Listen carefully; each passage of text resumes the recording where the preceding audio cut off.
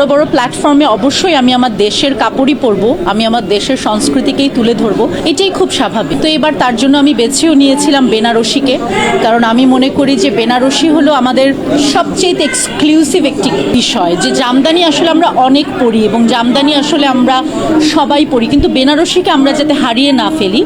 এবং বেনারসি শুধুমাত্র যে বিয়েতেই আমরা পরবো তা না, আমি প্রথম দিন পরেছি একটি গাউন, গোল্ডেন গাউন। সো আমি চাই যে বেনারসি দিয়ে বহু ধরনের কাজ হোক, তার জন্য আমি পরেছিলাম গোল্ডেন গাউন। এবং শেষের দিন ক্লোজিং সেরিমনিতে বা আমার প্রিমিয়ারে আমি পরেছিলাম একটি প্রিন্সেস গাউন বেনারসি দিয়ে বিভিন্ন ধরনের। আর শেষের দিন তো সবুজ বেনারসি পরেছি, কারণ রেড কার্পেটের সবুজ বেনারসি আমার মনে হয়েছে, আমার মাথায় ছিল জাতীয় পতাকা আমার এবং আমার ডিজাইনারের।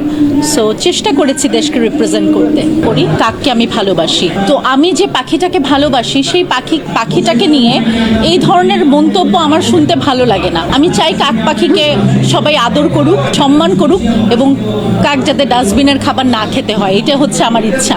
যে টিয়া পাখিকে আমরা যেরকম জাস্ট বিকজ অফ সে দেখতে সুন্দর তার জন্য আমরা টিয়া পাখিকে খুব সুন্দর বলি, এবং কাককে আমরা অসুন্দর বলি কারণ সে কালো, সেখানেই আমার সমস্যা। যে মানুষকে এই যে দেখে যে বিচার করে ফেলা, সেখানেই আমাদের সমস্যা। না, আমি বিশ্বাস করি না যে আমি প্রতিশোধ নিব। আমি সেটা ছেড়ে দেই সৃষ্টিকর্তার কাছে এবং আমি ছেড়ে দেই নেচারের কাছে। এবং আমি বিশ্বাস করি যে আপনি যদি প্রতিশোধটা নিয়ে নেন তাহলে তো নেচার নিতে পারবে না। তো আপনি যেটা নেবেন খুব কম প্রতিশোধ হবে, আপনি নেচারের জন্য ছেড়ে দেন, সেটা ভয়ঙ্কর প্রতিশোধ হবে।